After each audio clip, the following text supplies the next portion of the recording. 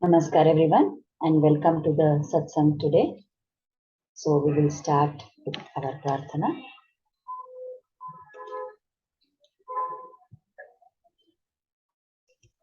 By the Guru's grace and the will of Sri Krishna, we have all assembled for this Gita satsang. May we have their guidance to be able to learn and adopt the things which will help us to grow spiritually. Let us chant the prayers. Vasudeva Sutam Devam Kamsa Chanuramardanam Devaki Paramanandam Krishnam Vande Jagat Krishnaya Vasudevaya Haraye Paramatmane Pranatah Kleshanashaya Govindaya Namo Namaha Namostu Te Vyasa Vishala Buddhe Pullara Vindaya Tapatra Netra Yena Tvaya Bharata Taila Purnaha Prajwalito Jnanamaya Pradipaha. So we will take the shloka for today. In the first chapter, the 19th shloka. Sagoshodharta Rashtranam Hridayani Vyadarayat Nabhascha Prithivim Chaiva Tumulobhyanunadayan. The terrific sound vibrated across the sky and the earth and shattered the hearts of the sons of Dhritarashtra. Ramanujalayapatam Jnana Vairagyabhushanam Srimad Venkatanathāryam Vande Vedantadeshikam Yo Nityamachyutapadambuja Yukma Rukma Vyamohatastaditarani Trinaya Mene Asmadguror Bhagavatosya Dayaika Sindhoho Ramanujasya Charanau Sharanam Prapadye. So with prayers to the Acharyas and asking for their guidance, let us try to understand today's shloka. So here, in the previous shlokas, we have seen the description was given of how all the shankhas were blown and what a loud, terrific sound was raised because of the blowing of all these shankhas. Now we must remember that the last few shlokas, the shankhas described were those, the conches of the people who are on the side of the Pandavas. Now when the Shankha blowing was described for the Kaurava side, it was told that Bhishma blew his Shankha to fill courage into Duryodhana's heart. And then the description was about all the people on the Pandava side who were blowing their Shankhas. And at the end of that, it is said, it is told by Sanjaya that all these Shankhas being blown, that sound was a very large, terrific sound. It vibrated across the sky and the earth, and that sound shattered the hearts of the sons of Dhritarashtra. So, what is the reason for this? Why, when they told that Bhishma blew his Shankha, there is no description given about how the Pandavas responded to that sound. But here, after the blowing of the Shankhas of the warriors on the Pandava side, it is told that the Kauravas' heart was shattered. So why is it that only the Kauravas were affected by the sound? Why were the Pandavas not affected by the sound from the other side? So the Acharyas explain this by saying that it is the attitude that they had which made the difference. The Kaurava side, listening to the blowing of the conches, mainly the Panchajanya of Rishikesha, of Lord Krishna, fear was struck into their hearts. That one Panchajanya blowing was enough to strike fear into the hearts of the 100 of Kauravas and all their allies put together. Because they had a guilty conscience. They knew they were not correct in this fight. And the Pandavas, why were they supremely confident and why were they not affected by the sounds? Because they knew they were on the side of Krishna. They knew they were on the side of Dharma. And because of that, there was absolutely no fear in their minds. Right? So, this Shankha of the Lord, it will be different for different people. It will evoke different emotions in different people. For someone who has done something wrong, for someone who has something to hide, For such a person, it will evoke fear in their heart. For those who are the bhaktas of the Lord, it will only evoke joy. So, what is the message we can learn from this shloka? How do we approach the Lord? Do we approach him with love, or do we approach him with fear? Or do we actually run away from him? Right? In the other religions, in the other faiths, there is this word that they use called as God fearing. Here in our Sanatana Dharma, we never have this concept of God fearing. We always have the concept of being God loving, isn't it?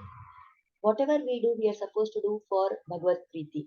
We are supposed to do everything as an offering to God. With love for Him, we are supposed to do. Not because we are scared. If we have to stick to the right path, we must stick to the right path because it is something that is going to give joy to the Lord. Not because we are scared that He will punish us, isn't it? So that motivation which comes out of love of God is much stronger. So if we have that bhakti in our heart, if we have love for God in our heart and we do all our actions out of that love, then that approach of ours will decide how the Lord responds to us. In fact, even if we try to run away from God, He is always waiting for us to come to Him. And He knows that if not in this period of time, at some point of time He will come. If not in this Janma, in some Janma He will come. So, with that fond hope, the Lord is waiting for us always. So the example is told of how the cat, right, when she gives birth, the kittens are there. The cat will pick up the kitten and walk with that kitten and take care of it. But the problem is we don't understand that we are like the kittens and that Lord is like the cat ever waiting to protect us. We have somehow come to believe that we are like the rat. And because we think we are the rat, then we think God is somebody who is out there to punish us. And out of that fear, we try to run away from Him. The Acharyas also speak of an episode from the Ramayana, which is used to highlight this point that just as we approach the Lord, so He responds to us. Right?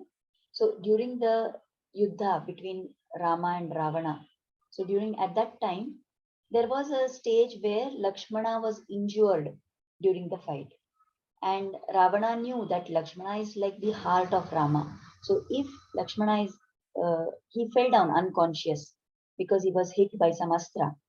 So Ravana wants to take away Lakshmana with him, knowing that if he takes Lakshmana away and captures him, then Rama is as good as defeated.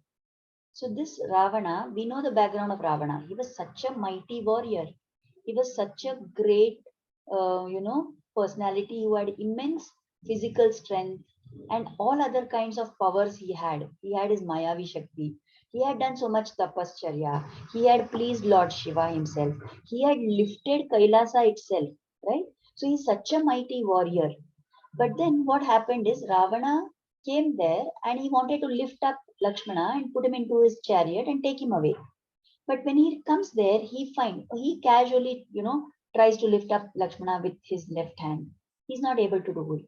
Then he thinks, okay, maybe I should try with the right hand. So he puts little more effort and tries to lift up Lakshmana with the right hand. He can't lift him. He can't even move a finger.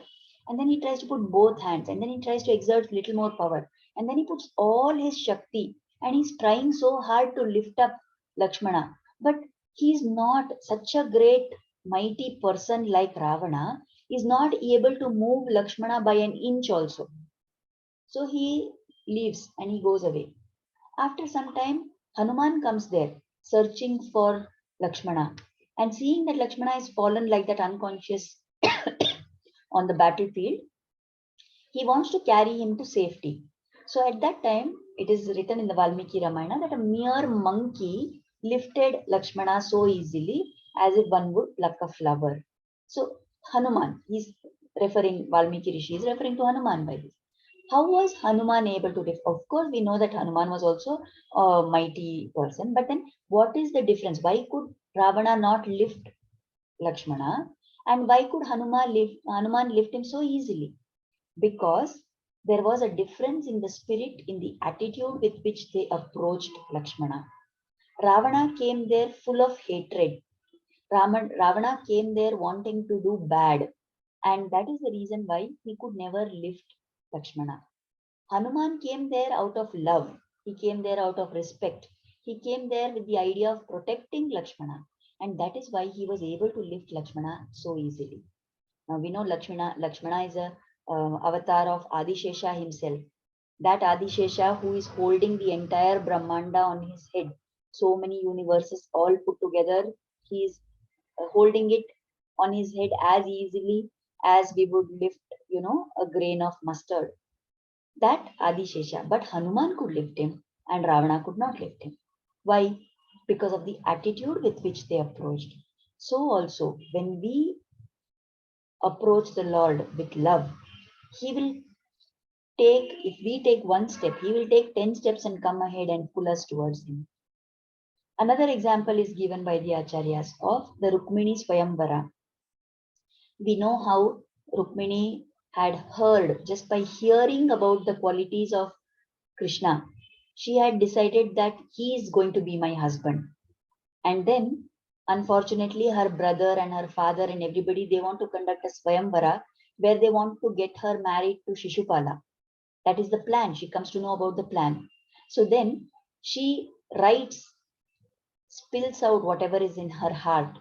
She writes a letter and she sends a Brahmana with that letter to go to Dwaraka and give it to Krishna. In that letter, she writes that she sets out the entire plan of how he should come and, rescue her, how he should come and marry her.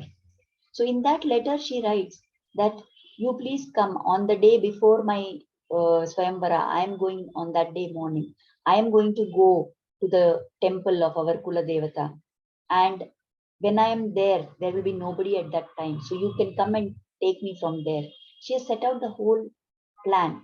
And in that, she says that when you come there, you please blow your Panchajanya so that I will then know that you have come.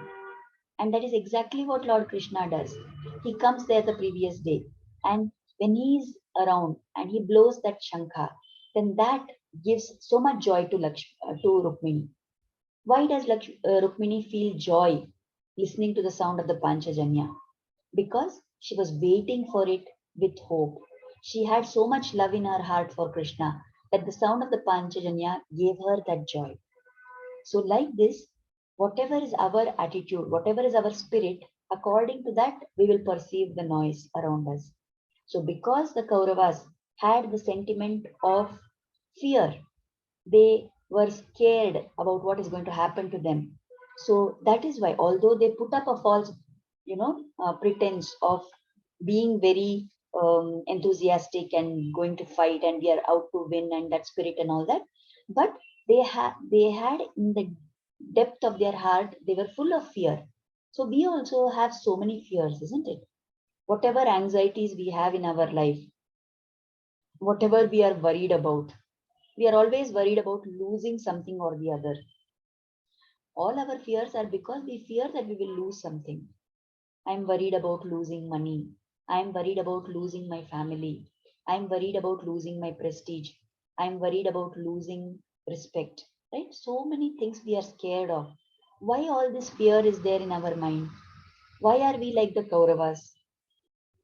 Because we are not like the Pandavas. And how can we overcome that fear? By cultivating that spirit of the Pandavas. What did the Pandavas do? When the Yuddha was about to be fought, at that time both Arjuna and Duryodhana went to Krishna asking for help. When Arjuna was offered the choice between the Narayani Sena of Krishna and Krishna himself, unarmed, without going to lift any shastras, he said, I want only you, Krishna. I don't want your Narayani Sena. So, also, what we are doing, we are not behaving like the Pandavas. We are not choosing like Arjuna. We are choosing like Duryodhana. We are choosing the resources of this world. We are choosing money in this world. We are choosing the love of near and dear ones. We are choosing all these things in this samsara. And because of that, we are worried. We know these are not permanent and they are temporary. And that is why we are so worried that because they are temporary, they will go away someday. But instead, like Arjuna, if we choose Krishna, if we choose that which is the only Shashvata thing in this world, if we choose that which is the only permanent, source in this world, then we don't have to have all these fears. So always we have a choice to make. Are we choosing Krishna? Are we choosing God over the other things, over the other mundane matters in our life? That is the question we must keep asking ourselves. And when we choose like that, when we make the right choice, then at that time, we will find that there is no more any fear in our mind. All our anxieties will disappear. And we will continue to do things only as a part of our duty towards the Lord. With that spirit, we must try and understand this particular shloka. So, the shloka talks about how the sound which was coming from the blowing of the conches on the Pandava side, it vibrated all across the earth and the sky, and it shattered the hearts of the sons of Dhritarashtra. So our lesson should be that we must not be like the sons of Dhritarashtra, full of all the fear, full of all the negative attitudes and emotions. Our job is to be like Arjuna and to be like the Pandavas, so that we will hang on to Krishna, who is the only permanent entity in this world. So that is what we can learn from today's shloka. So with that, we will offer Kritagnyata now. If anybody has anything else, we can take it up after this. So let us offer Kritagnyata and gratitude at the lotus feet of Sri Krishna and Guru for inspiring us to start and join this satsang. And let us pray for their blessing and grace to always be on us. Thank you so much, everybody, for attending. So, if anybody has any questions or any comments or you want to share something, you are most welcome to unmute and ask.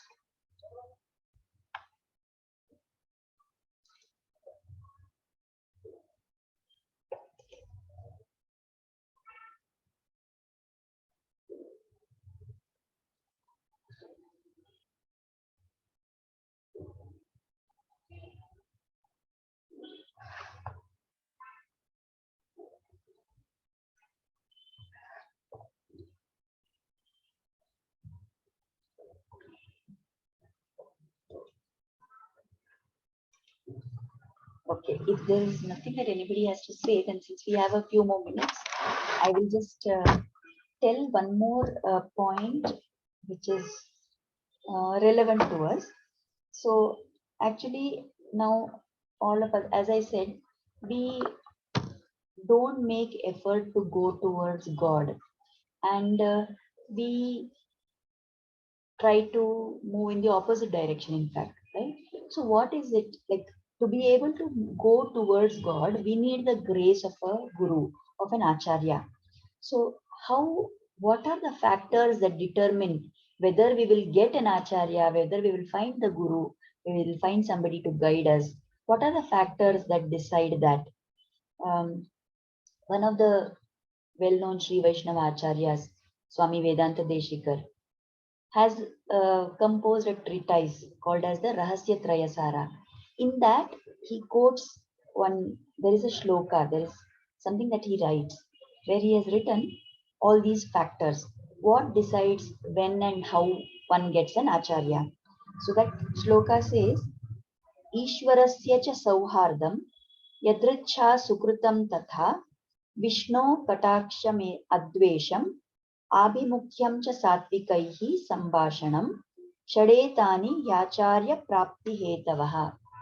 So these are the 6 factors which are the causes for a person to gain an acharya. What are those 6 factors? The first one is Ishwarasya cha sauhardam. So the sauhardam, the goodwill, the good wishes of the Lord, of the Paramatma. That is the first factor. Yadricha Sukritam is some act of goodness, some good deed that has been done by us, by this Jivatma, in a casual manner. Yadricha. It is not something which is done with an intention of doing good, but something like, suppose, let us say you were walking on the road and going, and there was an utsava of the temple coming, and the Lord was coming in that utsava, and you just bowed your hand, you know, cupped your, put your hands together, and you offered a prayer. Or there was a man who was, let us say, a cowherd, and the cow went around the temple, and this cowherd chasing that cow, he went around the temple, and Lord will consider that he did pradakshina. So like this, some casual activity that is done for God by the person, that is the second factor. Then the third factor is Vishnu Kataksham. So the Kataksha of Vishnu, the glance of Sri Vishnu, that Advesham, this is the important one, that having no dvesha, you may not have love for God, but if you have hatred for Him, then that hatred of Him will keep you away from Him. But if you don't have that hatred, you will be just neutral. Even if you are just neutral, at some time you will get the Guru's grace. And somebody abhimukyam, somebody who turns towards God, he is going to get it even faster. One level is that you don't have dvesha for God. The next level is that you willingly turn towards the Lord. Then you will get an acharya. And satvikaihi sambhashanam, conversation, having interactions with sattvic people. All these factors are the 6 factors which will help us to gain the grace of an acharya. So the goodwill of the Lord, some good deed that you do casually, the kind glance of Sri Vishnu, having no hatred towards the Lord, turning towards the Lord actively, and having conversation with sattvic people. These are the 6 factors which will help us to get an acharya. And if we get an acharya, then the acharya is the one who will take us further towards the Lord. So we must examine and see in our life, are we having these 6 factors? Some of them may be beyond our control, isn't it? Like whether I will get the Kataksha of Sri Vishnu is not in my control. But, and whether I will get the goodwill of the Lord is also not in my control. It is up to Him only. But there are other factors, the other 4 factors are definitely in my control, isn't it? So I can do good deeds. Why casually? I can intentionally decide that I want to do this good thing, and I can do it.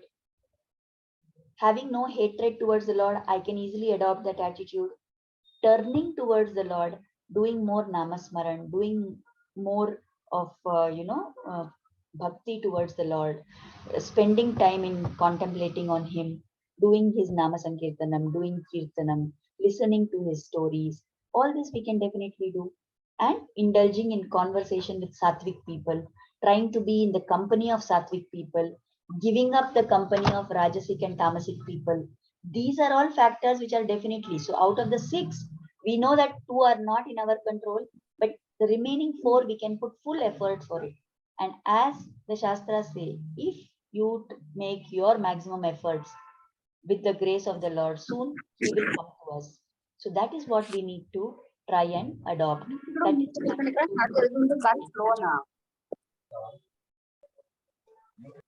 okay. So this was some extra thing that I had to tell for today. So is there anything that anybody wants to ask? Ma'am, namaste. This is Yeah. Shweta. Yeah, Shweta, tell me, ma'am. Ma'am, usually people do say like, you know, I can say in Kannada this saying, ದೇವರ ಕೃಪೆ ಇಲ್ಲದೆ ಒಂದು ಹುಲ್ಕಡ್ಡಿನೂ ಕೂಡ ಅಲ್ಲಾಡಲ್ಲ. That's what they say. Correct. So if you take that as a meaning and adopt in our life, what we have come up while growing, in the sense we should do good things.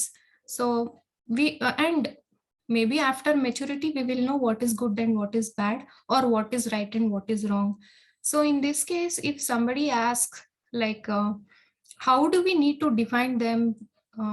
When we do bad things also, they say that it is from Krishna or Shiva or whatever the god they say. So I know it is not correct, but how do we define that only good things will be accepted from Krishna, what is wrong and what is right, and how do we define this statement to them? I think what you're asking is that when people say that whatever happens is by the will of God, then even if something bad Yes, is happening, that is also because of God only. That is what you're trying to say, correct, right? That is the question they ask. correct, Yeah. correct, So we must understand that, see, we have been given a certain amount of swatantriya, isn't it? We have some correct, independent, willful action we can do. So that is in our hands. There are certain things which will happen as per destiny, which will happen as it is destined to happen. That is not in our control. But we have certain things which are in our control.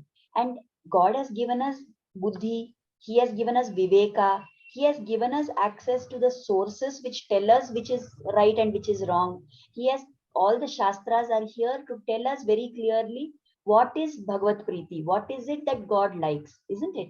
So when we hmm, understand that this is what is the will of God, the shastras are there to tell us. So when I hmm, have been given buddhi, I am supposed to follow that and do accordingly. And then hmm, there is no question of blaming the Lord. See, because what happens is whenever I set out, it is told by the acharyas, whenever I set out to do something, right? When I have hmm, to take a step, when I have to act in a particular way, I have the free will to act however it is. And it is not that God is inspiring me to act in a wrong way or in a right way. Based on my viveka, I decide that this is what I am going to do. So God will not say, don't do this. He will not say, do this. But He will watch what I am doing. And when I do that action, then at that time He is just neutral. But once I start doing the actual action, then whatever may be hmm, the action, he is going to give his anumati for it. It will just go on then further. So I cannot say that with my viveka, I didn't use my viveka and I did the wrong thing. And then I say God made me do the wrong thing. That is not the right way.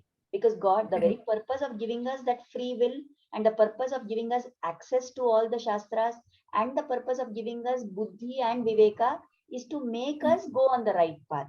When you have been given hmm, all the sources of information, you have been given everything which should take you on the right path, and yet hmm, you do the wrong thing, you can't put the blame on God's head.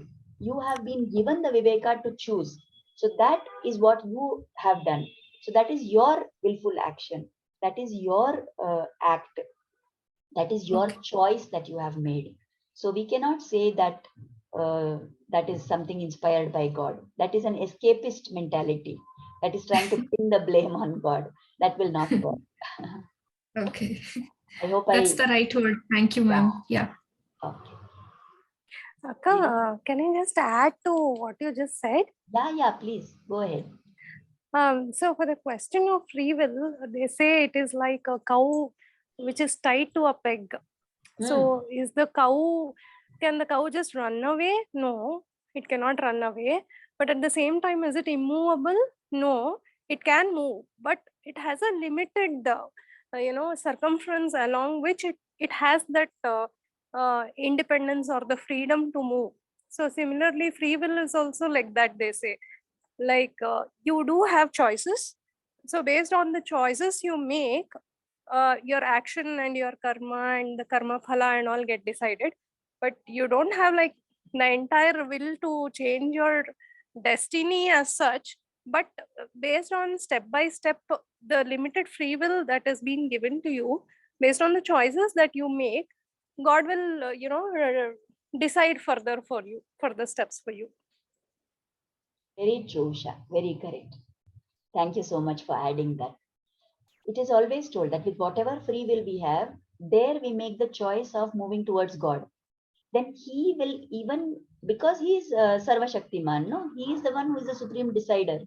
The rules are set by Him. So if you get the person who is setting the rules to fall into your side, then what do you have to fear?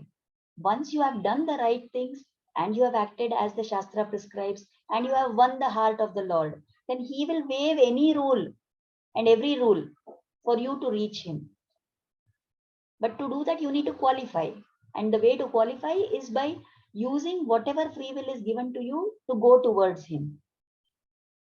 If you use your free will in the wrong direction, you are not going to earn His goodwill, isn't it?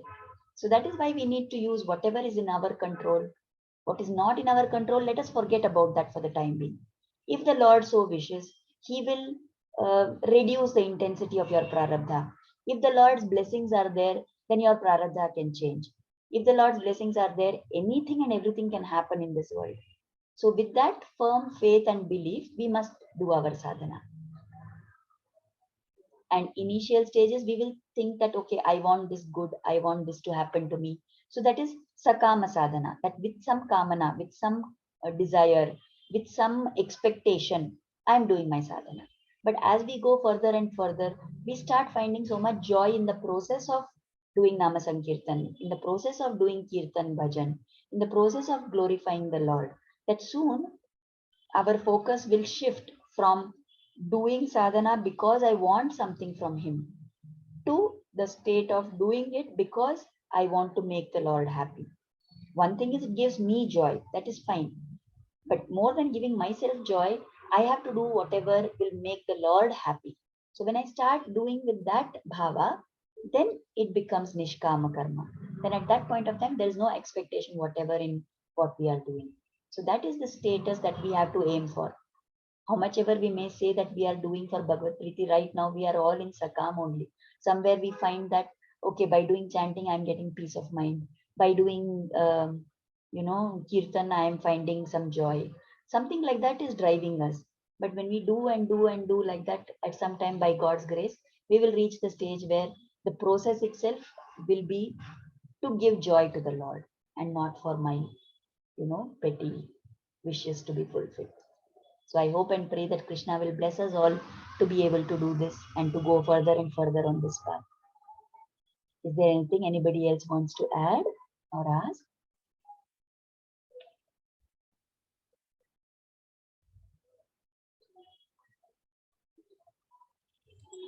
Akka, one example that came to my mind for that free will is like you send those reminders for Gita Satsang, or generally when you decided to take Gita topic, so you would have sent across, and unless all of us made that conscious thought and conscious intention and choice that I want to attend to Gita class, I want to listen to what ma'am has to say, I don't think we would be here. So because we had that thought and intention, we got an opportunity, and we are able to attend this satsang and make little take little takeaways from you, and try to adopt in our lives. I think that itself is a good example, I feel. Very true. And that is also an example for the other kind, Usha, because there are so many people who are not directly involved. I mean, they're not connected to me, but through somebody, somehow it has reached them. Okay. And through somebody like that, I have got to know those people also. So then there it is a question of probably God, or our prarabdha creating a conducive circumstance also, because we had a strong desire to get connected to like-minded people, sattvic people who want to be in satsang. Then that, that's what that makes God flow, make the path for you, kind of. So probably it's an example of both using free will and as well as God stepping in to change our prarabdha. True, Akka. Okay, so in case there is nothing that anybody else has to add, then for today we will close for now. So we already offered Kritagnyata. So I'm very grateful that all of you are joining this satsang so regularly. We are getting to learn so many things. And for me also, it's a very revealing journey. It's a very, deep experience, because thanks to your request that we should have this Gita satsang, I got into learning more about the Bhagavad Gita too. So thank you very much, and we will meet again next Tuesday as usual at 6:15 p.m. Thank you so much. Namaskar. Thanks, Namaskar. Akka. Thank you, Ma. Thank you. Namaste.